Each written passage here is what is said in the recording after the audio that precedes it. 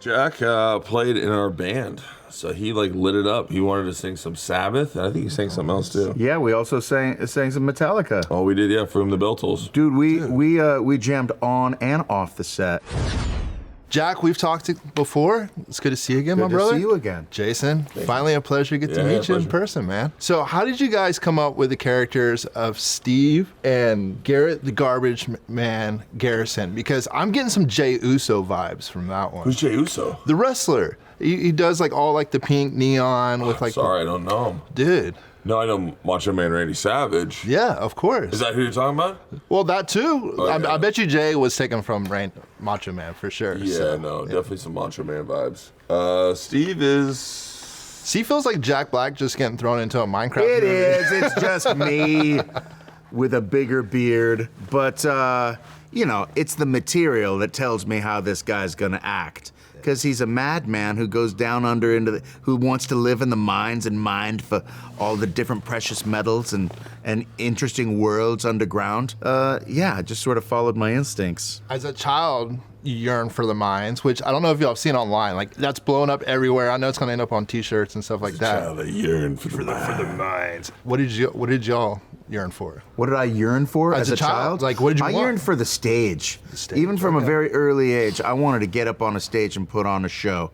And I yearned for it. And really, that's what I thought about when I thought about this character. It was like, he has, when he was a little kid, he had a hunger and a passion for creativity. And I had that same, I share that hunger to make art.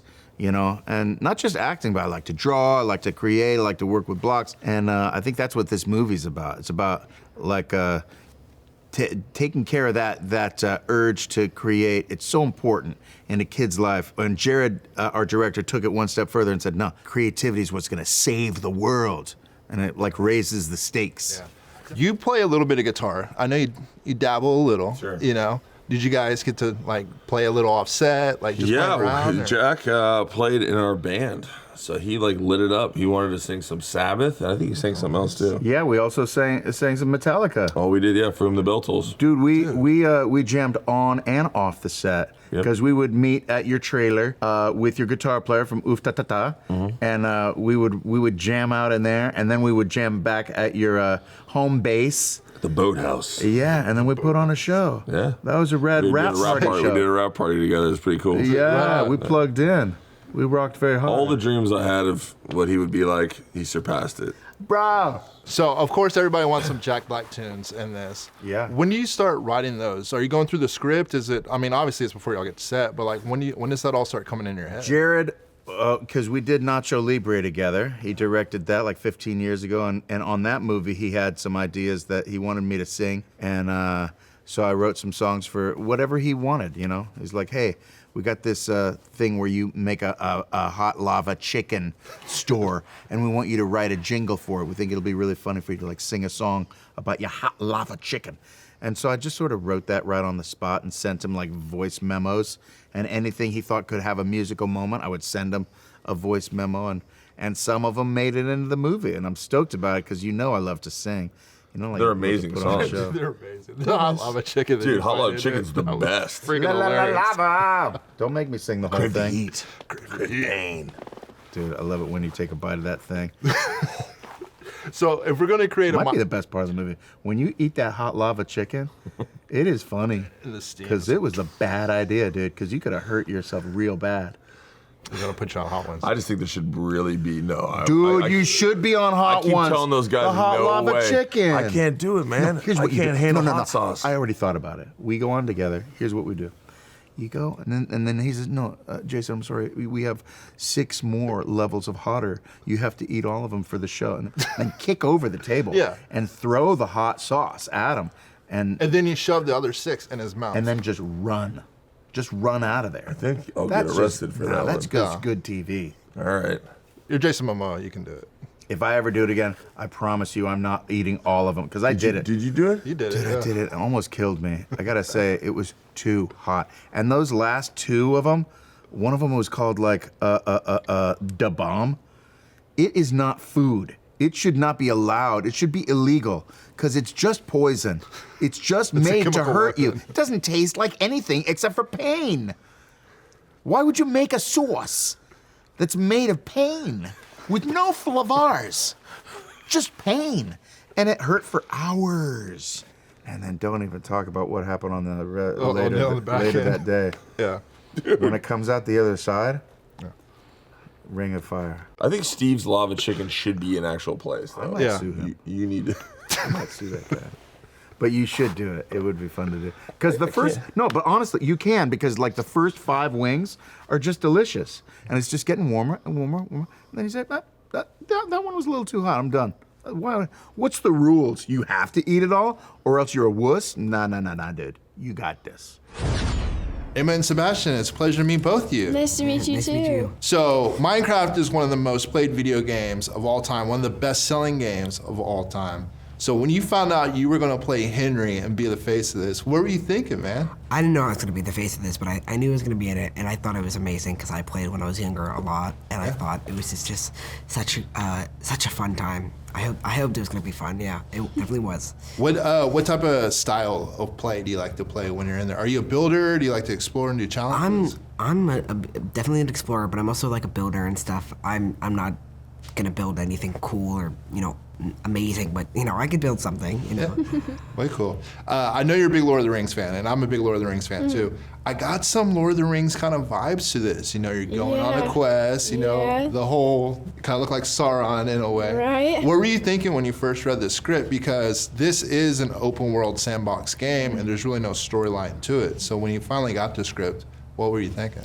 Yeah, I didn't know what to expect, and then when I read it, I was thinking that, wow, this is going to be tricky to pull off because it's very specific humor. But Jared had such a good vision for it, and I think really brought it all to life and did such a good job with it. So yeah, he did. What were you all seeing? Was the set actually built out? Like, was it practical? Was it all visual effects, green screen? Like, what was it like? Yeah, most of it was practical. There was only like a little bit. Of course, the background and stuff was green screen, but But the whole village was practical. The forest, the mines, like a lot of it was really built and had stuff that we can interact with, which is so really you're helpful. actually sword fighting and Exactly. all that. Yeah, you get to beat exactly. dudes up and all that. Yeah, it was nice to be able to step on there and actually feel like you were in the game. That's awesome. Yeah, because you really like, as a viewer, you really get immersed into that world, which was a lot of fun. If you were going to build your own like Minecraft dream world, what would it have to include? Because I would include some mountains and some surfing, like some waves that surf. Nice. I would build like endless stuff, like build like tall like cities or like a whole city or like a whole like beach or something like that. Yeah.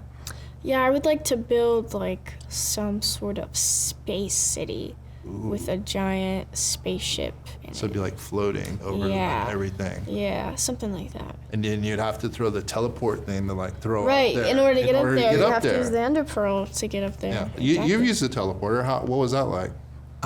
It was good. It was good. Definitely felt it. Danielle, it's so good to meet you. What's up, Houston, Texas? H-Town in the house for sure. Yo. You been down? I have been to Houston one time for like a Christian convention when I was like 10. Okay. So I need to go. We got to update. This is Rodeo's happening. Rodeo's happening right now. People are partying. They had Post Malone last night. So yeah, it's every night. 100,000 people getting down. So I gotta come. you gotta come check it out. So with Minecraft, I was really blown away with the story because it's an open world game when people are playing it. So my question is like, what's the actual story going to be like? Right. It gave me like a Lord of the Rings vibe, not going to lie. Okay, was you digging it? I was totally digging it. Lord of the Rings is one of my favorite franchises. Okay. Yeah. So we up there. Exactly. Okay. So what were you expecting like when you read the script? Because like, you know the game, but like, what's the story? Well, see, I didn't know the game. So I really was like, what is the story going to be? Like, what is this world that I'm entering in? And to be honest, I was a little like lost, but thank God for Jared Hess, and especially too when you get in the studio and you start to see the world, and I start like doing some research and looking at what people are building, and it's starting to come together, you know what I mean? But I didn't know it would come together so well, because what I love is that even if you're not a gamer, you can still follow the story. True. And that was important for me because I want to be a gamer, but it's not my calling in life. Got it. So being that I'm not, I was able to still follow, and I'm happy for the world of people who don't game to know they can be included. Was it? I'm assuming it was practical and special effects because here at the studios here, I mean, they have a lot of it built out. Yes. And so did it look like that on set and then? Yes.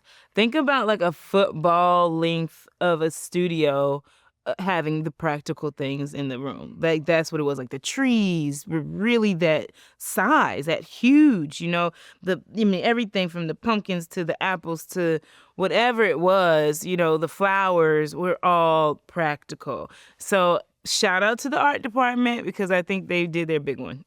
So Minecraft's a movie about a group that goes into this world, you know, and they're searching for something within themselves, a creative side of themselves. What's a recent journey that you've gone on when you came back home and you found that spark of creation for you? Probably to decorate my house. Christmas. Well, not even Christmas, but like I'm like in the process of like doing decor, and my husband's like always pressure me. He's like, "Come on, we need to get this house done," and I'm like, "No, I need to see the vision. I need to know what it's come to me. It's gonna come to me." And it's finally come to me. So we're doing good. It's happening. That's good. That's good. I feel like a lot of us can relate to Dawn because we all got our side hustles going on. My favorite is the zoo. Come on, the mobile zoo. So if you're going to have a real mobile zoo, what would be the animals that you would have? Oh, that's a cool question. I want a turtle. A turtle? But I want one of them big, fat turtles. I want like an old 110-year-old turtle. One that can like pinch the kid's fingers off? Yes, the fat ones. I want a big old turtle in there, and I want a kangaroo. Well, the kangaroos are a little scary. They can like really they can hurt fight. you. Yeah, Fight. maybe like a little kangaroo. I don't think I even want to mess with a little kangaroo. You know what I'm thinking that can't go wrong with? What? Puppies and kittens. That's I was thinking even better, a fish. a fish farm. It'd be a little hard to drive around. It's all splashing out everywhere. Yeah, we'll secure it. We'll find a way to secure it. Absolutely. Let's go safety route. Let's just go with like dogs and cats. Yeah, and, dogs, cats, and a piranha farm. Yeah, and a piranha farm. Oh no. Jared, so good to see you, man. Oh, good to meet you. You have a H-Town connection. I do, man. I lived in Houston as a kid growing up. Lived in Channelview for a bit and then in Kingwood. Dude, small world. Yeah. Was there any Napoleon Dynamite references to Houston? Oh, yeah. I think all the time I spent at recess doing karate, I got kicked in the face by a friend and knocked out like my front teeth. So that was a very formative Napoleon Dynamite-esque experience. I think a lot of us went through that ourselves. Yeah, totally. Sure. So with Minecraft, the cool thing about this movie is I wasn't really sure what we were going to get going into it because it's an open sandbox. Yeah. So my question was, what's the story going to be like? Yeah. How did you find that story? Yeah, I mean, look, you're totally right. The thing about the game, you play it, there's no story at all. And everybody that plays the game brings their own story to it, their own imagination. And so that kind of presented a really big opportunity for us. It's like you've got this amazing world that's super unique, totally unique characters and creatures. And it was like, man, this is the perfect setting for an epic adventure film. And once I learned like about the piglin characters that are like these gnarly barbarian dudes that live in the hellscape called the Nether, they dabble in cannibalism and gold. It's like, yeah, these guys are gnarly. This would be a really fun bad guy to have in the film. I got some Lord of the Rings vibes too to it, which I know there's like a joke. There's like a little joke like hidden into it, you know, but I did get that too, which I really enjoyed. How did you build out these sets? Because I'm guessing it's a mixture of practical and visual effects. Yeah, Because Danielle was telling me like, y'all had one set, it was like a football field. Oh man, it was amazing. So we had an amazing production designer, Grant Major, who did the Lord of the Rings films and won an Academy Award for it. And so he and his team set out to practically build almost everything that you see in the film. So you'd walk on a set and you'd be like in a Minecraft forest with life-size trees, everything. It's like, what? Or you'd go to like the Minecraft village, which was a ginormous set. And then, you do a little bit of like visual effects set extension beyond that. But for the most part, like we physically built this world and it was pretty amazing. So that first room that they drop into, like a lot of that was built out then. Oh yeah, absolutely. The wrap around it was the VFX. Yeah. Wow, so it was that big? Yeah, it was huge. That's crazy. Yeah. So what was the biggest challenge in putting this together? You know, I think one of the biggest challenges was kind of translating the 16-bit look of the game, and how do you bring that into more of a heightened cinematic experience. And so we had, you know, again, our production design team, these amazing concept artists at Weta Digital in New Zealand, and we spent so much time trying to bring this organic, lifelike look to everything, but still preserve the cubic nature and silhouette of everything as it applied to the characters, and you know, and also working with the team at Mojang who designed the game, and I think they all did a great job. I know there's a lot of hidden, like, Easter eggs I'm seeing within it. Because first off, the tots, the llama, like there's multiple things, and I know, and that was just like first layer watching it. Okay? Yeah. And so like, you got me wanting to go back because I know there's other stuff that's hidden in there. Yes, there's tons of stuff. Look, our whole set deck department, our art department, even the animators, like they packed so many details. Like everybody, like what they love about the game, they really brought to the film. So it's going to take multiple viewings for diehard fans of the game to really kind of absorb everything, because there's a lot. Yeah, there's a lot of Easter eggs in there. If you're going to build your own perfect Minecraft world, what would it include? I want some surf and some mountain. Yeah, okay. For me, I think, look, you can create incredible like waterfall raft stuff. Like I've seen some epic, like, you know, just go for like a float on a river, but I love like kind of a river situation with lots of restaurants, lots of food opportunities to eat and float, you know. That's San Antonio. There you go, exactly. So yeah, I think that's what I would do. I love it, man. Yeah. Dude, it's so cool to know that you're from H-Town. Yeah, oh my there. goodness, it's absolutely. Such a small world. Only on the Backstage Experience.